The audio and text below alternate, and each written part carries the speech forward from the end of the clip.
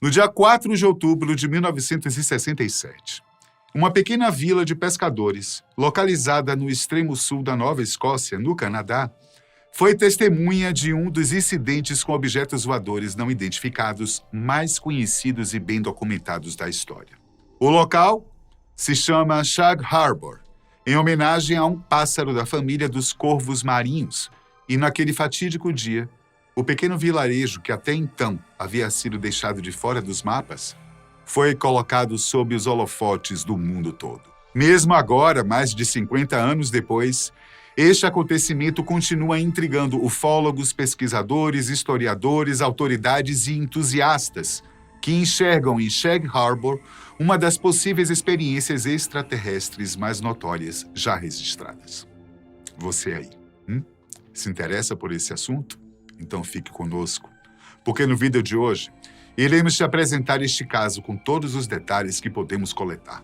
Tudo começou, como mencionamos, na noite de 4 de outubro. Várias pessoas que estavam próximas ao porto relataram ter avistado uma série de luzes percorrendo o céu da região. Mas não eram luzes qualquer.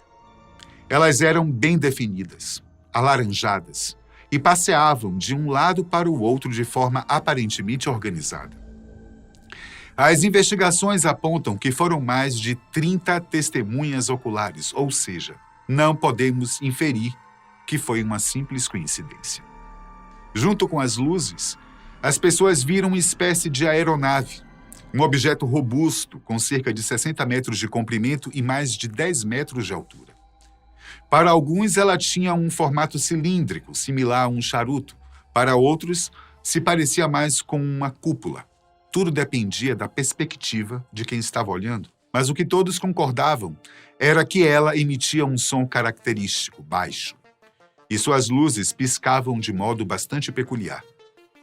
Subitamente, esse objeto mergulhou no ar de forma íngreme, em direção às águas geladas do Atlântico Norte. Só que, ao contrário do que as testemunhas esperavam, ele não colidiu com a água, mas ficou pairando sobre ela como se estivesse flutuando.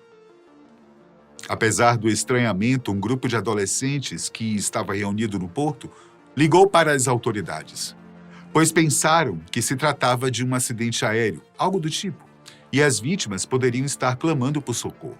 O telefonema foi feito para o batalhão da Polícia Montada Canadense, um órgão similar à nossa cavalaria. A primeira reação do operador foi cética. Como se tratava de um grupo de adolescentes que poderiam estar bêbados ou pregando uma peça, ele não deu a devida importância, sobretudo porque o relato dos garotos parecia bastante absurdo e de fato era. Contudo, logo começaram a surgir mais e mais ligações de testemunhas de todas as partes que haviam visto o mesmo fenômeno. O operador não tinha o que fazer a não ser deslocar um agrupamento para a região para averiguar o que estava acontecendo. E qual não foi a surpresa da patrulha que, ao chegar no local, constatou que o evento, apesar da estranheza, estava de fato acontecendo. No entanto, como estavam a cavalo e as luzes estavam pairando a cerca de 300 a 800 metros da costa, não havia muito a ser feito. Foi então que algo diferente começou a acontecer. As luzes, que antes eram alaranjadas, passaram a ficar amarelas e deixavam um rastro, uma espécie de espuma na água. Cerca de 5 minutos depois, o objeto começou a mergulhar. Ninguém sabia o que estava acontecendo de fato. Se tratava de um veículo militar, um avião, um barco, um submarino, nada do que ele fazia parecia se encaixar dos padrões conhecidos até então. Quando o objeto mergulhou, a polícia montada já estava em contato com a guarda costeira que, junto com as embarcações pesqueiras dos habitantes da região, iniciaram as buscas para encontrar vítimas ou, ao menos, entender o que estava acontecendo. Quando chegaram no local onde o veículo havia afundado, já não havia mais luzes, sons nem sinal da embarcação. Apenas o rastro amarelo com aspecto de espuma, algo que definitivamente não era um fenômeno natural, já que tanto os pescadores quanto os oficiais da guarda costeira nunca haviam visto algo parecido. A operação de resgate se estendeu até mais ou menos 3 horas da manhã e foi encerrada, pois nenhum vestígio pôde ser encontrado. No dia seguinte, o Centro de Coordenação de Resgate produziu e enviou um relatório oficial para o Quartel-General das Forças Canadenses em Ottawa.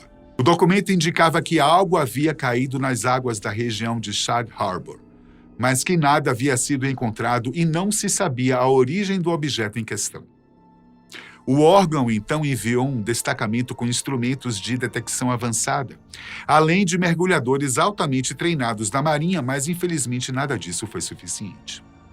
Depois de vários dias de buscas, que incluíram a superfície e o fundo do mar, nada, absolutamente nada, foi encontrado. O caso foi considerado encerrado oficialmente naquele mesmo ano por conta da falta de indícios que pudessem resolvê-lo. A partir de então, muitas teorias e suposições começaram a surgir na região. As pessoas desconfiavam de possíveis investidas russas, veículos militares tecnológicos ou até protótipos de novas armas, embarcações ou aeronaves do governo.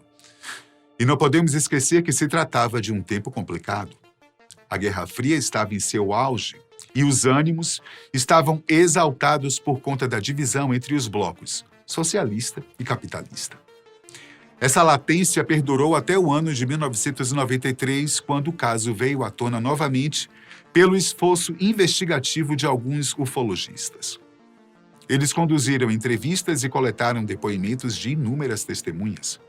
Analisaram manchetes jornalísticas e relatórios policiais abertos ao público, além dos documentos produzidos em relação ao incidente e as tentativas de busca e resgate.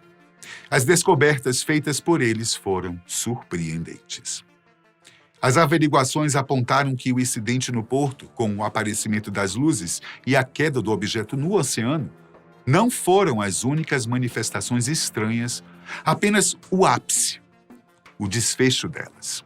Eles reportaram que naquele mesmo dia, 4 de outubro, às 19h15, o comandante do voo 305 da Air Canada comunicou que havia um objeto não identificado seguindo um curso paralelo ao da sua aeronave, mas a alguns quilômetros de distância. O comandante comunicou o fato pelo rádio ao centro de resgate e depois enviou um relatório oficial às autoridades, documento que pôde ser rastreado pelas investigações dos ufologistas. E as coincidências não param por aí. Os investigadores descobriram, através de depoimentos, que instrumentos tecnológicos estadunidenses também haviam detectado o objeto não identificado. E como comentamos, este foi um período muito crítico para as relações internacionais, pois o mundo estava dividido entre dois grandes blocos ideológicos. Os Estados Unidos eram o principal expoente da coalizão capitalista. Por isso, desenvolvia várias estratégias, muitas vezes usando forças e território de aliados, para ter vantagem em um suposto conflito que poderia acontecer a qualquer momento. Foi por isso que, na década de 1960, eles instalaram uma base militar com recursos de última geração em um local próximo ao porto de Sag Harbor. O objetivo era detectar anomalias magnéticas que seriam capazes de localizar e rastrear embarcações russas que tentassem avançar o território norte-americano através do Oceano Atlântico. Como os equipamentos contavam com a tecnologia mais avançada que se tinha até então e o fenômeno ocorreu bem próximo aos instrumentos, é certo que eles puderam detectar a anomalia. E isso foi reforçado pelas testemunhas que forneceram as informações para os ufólogos. Segundo eles, várias embarcações entre navios e submarinos estadunidenses foram deslocadas para a região para verificar o que teria acontecido. Eles teriam ficado cerca de 3 dias por lá, mas foram remanejados quando um submarino russo foi detectado em águas próximas dali.